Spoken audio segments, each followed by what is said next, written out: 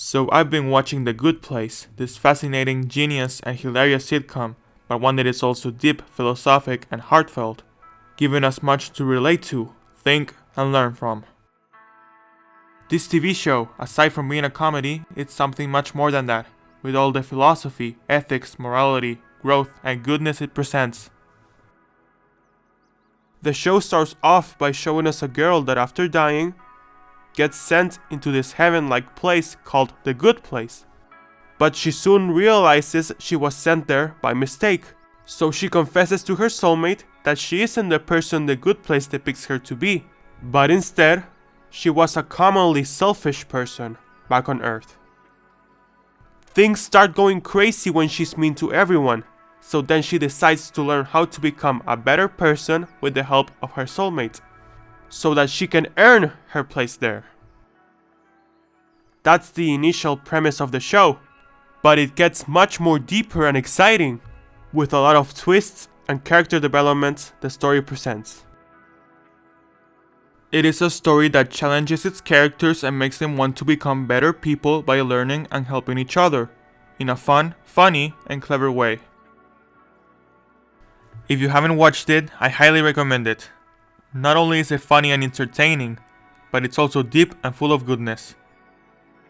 This is a story about how to become better people and always try to do what is right. Spoilers for the entire show ahead, so just watch this video if you have seen the full show.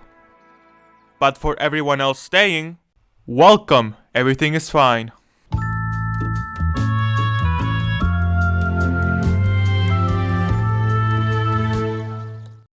Here we are presented to four flawed and vulnerable humans: Eleanor, Chitty, Tahani, and Jason.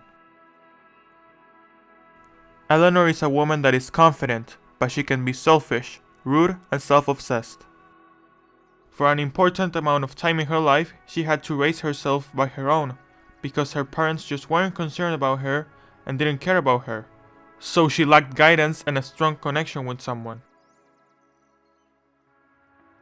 Chitty is a professor of ethics and moral philosophy, who is empathetic, kind, and always tries to do good and do what's right.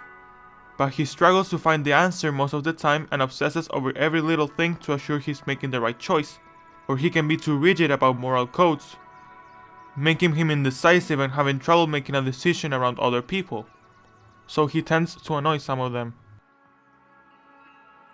Tahani is a polite woman who has helped countless people in need, but she is obsessed with her own social status, tends to be judgmental, and can be condescending at times. She really only cares about fame and recognition, because in her family she was always overshadowed by her sister, who the world thought to be much more talented, and even her parents didn't give her the attention she deserved and just praised her sister. So she just wanted to prove them wrong and show that she is capable of big things too. And Jason is a man from Florida that is spontaneous, positive, aspires to be a good DJ, and is part of a dance crew, but one that grew up in a place with low resources, a lacking education, an immature parent, and a crime background. So he isn't very bright, doesn't have a lot of guidance, he tends to be impulsive, and has been involved in serious crimes. All these characters have their own strengths and weaknesses, and they are all very different from one another, in a way that one may think they wouldn't tolerate each other, just like Michael did when he planned to put them together to make them miserable. But instead they managed to complement, help, and learn from each other. This is how it is seen in the neighborhood experiment of Michael, where he intended for the four of them to torture each other for eternity in a bad place where they thought it was actually the good place. And they did, for a little, but they instead came up stronger every day with the help of one another. Michael and the rest of the demons despised humans, and Michael kept trying to make his torture experiment work, but he couldn't make it, because the four humans always had the strength to become better, learn from each other, and figure out his plan. Then, in Season 2, in a moment we see that he teams up with the four humans so that he is not punished for resetting the experiment so many times, and at first, he still had no connection with the humans and just cared about his own safety. But as he started to know them, he fell in love with them, and with what humans are. He started to realize that humans aren't bad, worthless people, but instead they are people who struggle, learn, grow, and become better. And every day, they have to surpass many obstacles to just keep up with life. And living as a human isn't as easy he thought it was. He realized that some mistakes and bad behaviors humans have, although not justified, can be caused by all the problems that lie on Earth. And that sometimes humans struggle to move on and do the right thing, but they can have the strength and will to keep going and keep doing what's worth it and right. He saw all of this in his 4 test subjects, where each one had their own problems on Earth, but now proved to have the will and desire to improve and do the right thing. These are the people that now become his close friends. And Janet too, the neighborhood assistant that wasn't supposed to have any human characteristics, began to care for them and began to feel more like a human at the step of falling in love with Jason. She was no longer a walking database, but she became one of them, one of us, that can feel and think for herself. Humans are a beautiful species. Sure, we are flawed and imperfect, and we can be stupid, insensitive, and selfish. But we can also grow, learn, and become better, be generous, comprehensive, empathetic, and selfless. And we can complement each other with the things each one of us is capable of. Flawed like Eleanor, Tahani, Jason, and Chidi. Flawed like me, like all of us. But we can all improve and be better. And that's what us humans are, flawed. But how Michael says it, what matters isn't if people are good or bad. What matters is if they're trying to be better today than they were yesterday. We are flawed, but we can grow every day to become better people. And what's great is that we can identify with each one of these characters and their flaws. May it be Eleanor's selfishness, Chidi's rigidity and indecisiveness, Tahani's condescension, or Jason's impulsivity. We can identify ourselves with these characters and try to be better every day just like them, trying to improve our flaws and be better people with the ones around us. And we can help and take care of each other. We can complement each other. We can learn from each other, and we can make a team to make each one of us better with the good everyone is capable of doing and giving. But we don't have to let go of who we are and how we are. We just have to apply values and become better with how each one of us is and our personality. Eleanor is still Eleanor, Chidi is still Chidi, Tahani is still Tahani, and Jason is still Jason. But now they are the best versions of themselves, but they still remain their personality, their sense of humor, and what makes them, each one of them, special. Eleanor, Tahani, and Jason learn from Chidi to be more empathetic, let go of personal interest, and to start doing good things just because it's right, without looking for a moral desert. And Chidi learned from Tahani to recognize his own value. He learned from Jason to be more spontaneous and to just relax and trust himself. And he learned from Eleanor to be more confident and to see that sometimes things aren't as rigid as he thought they are. Eleanor and Jason learned from Tahani to act politely, and Tahani learned from Eleanor and Jason to live and enjoy the simpler life and find a way without luxuries.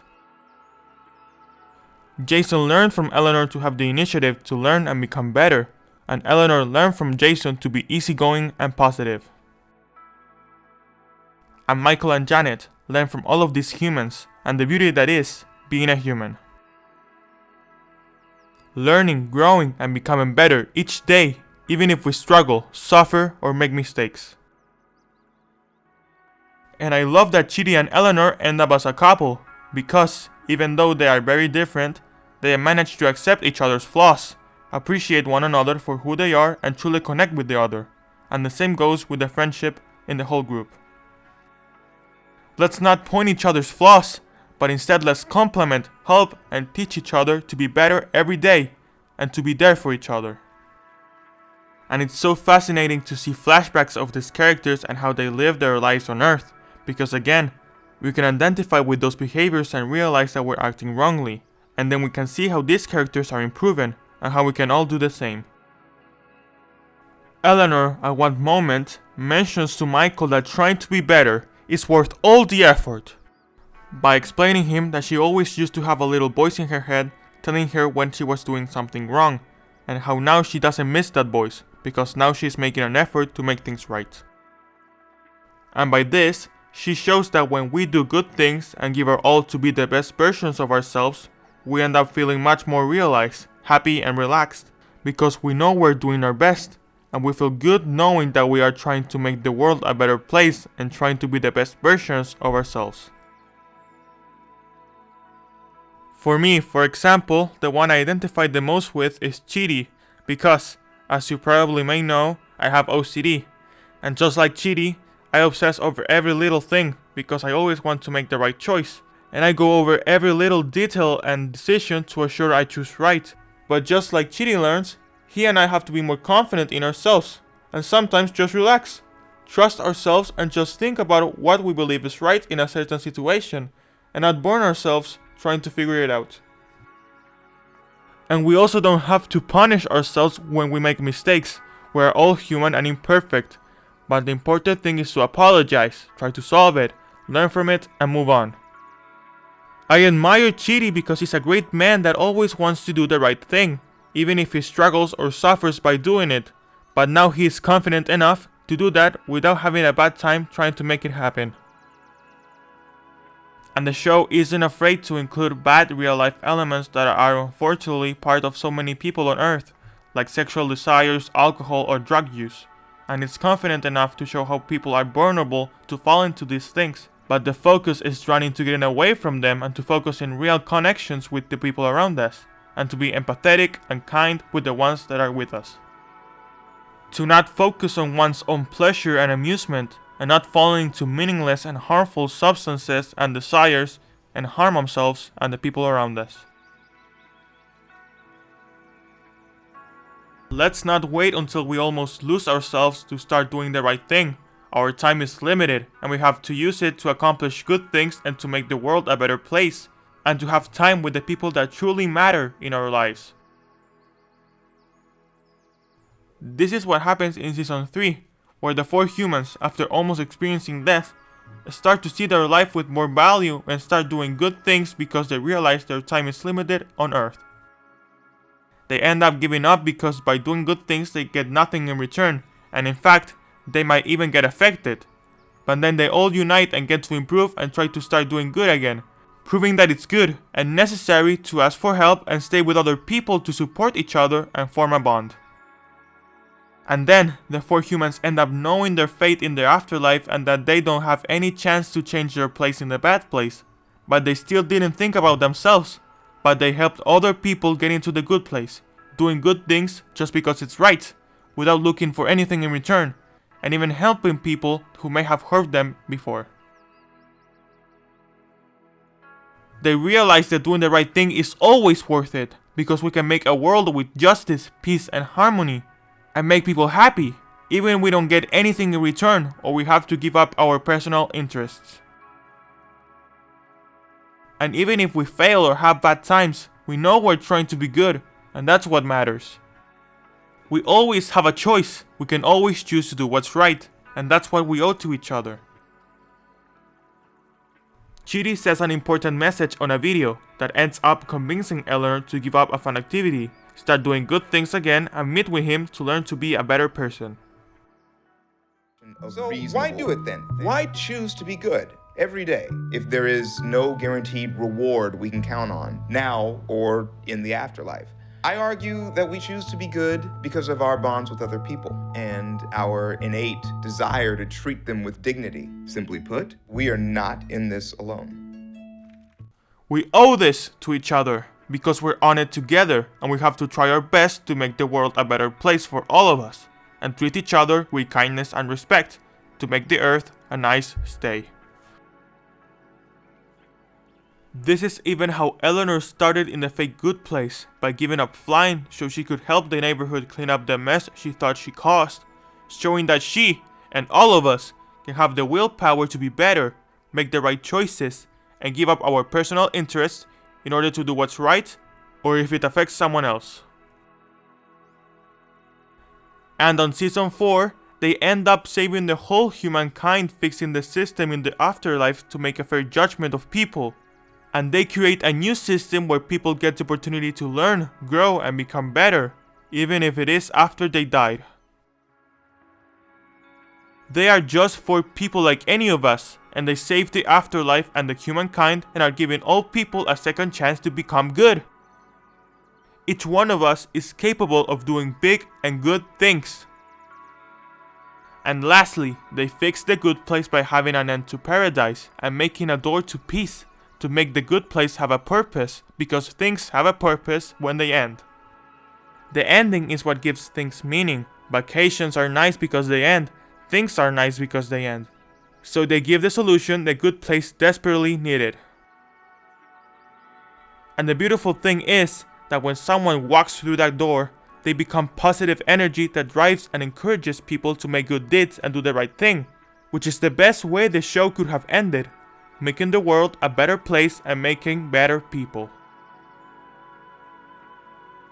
I would have loved to see more of the show, but I'm glad they kept it genuine all the way through and didn't stretch it to make money, and by doing that shifting the story to things that don't make sense and losing aspects of the show that make it special in the first place.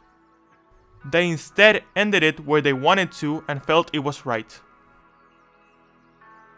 I love how the show manages to present all these ethics and moral lessons and dilemmas in such a fun and clever way, making learning about these things a fun activity and not seem like homework, and relating with the story and the examples the show presents. Ethics and morality are part of everything in our lives, after all. We apply this every time we make a decision or think about something we have or want to do. So I think it's really important to learn about this, and I'm glad people can learn from this in this show in a fun and witty way, to apply it in our daily lives. And how the creator of the show, Michael Schur, says it, you owe certain things to the people that you share Earth with. And that's the point of the show. The attempt, the desire to be better, is actually more important than the result. What matters is that you're trying.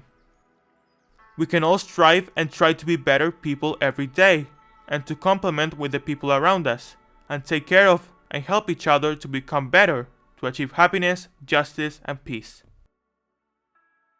Now go do something good.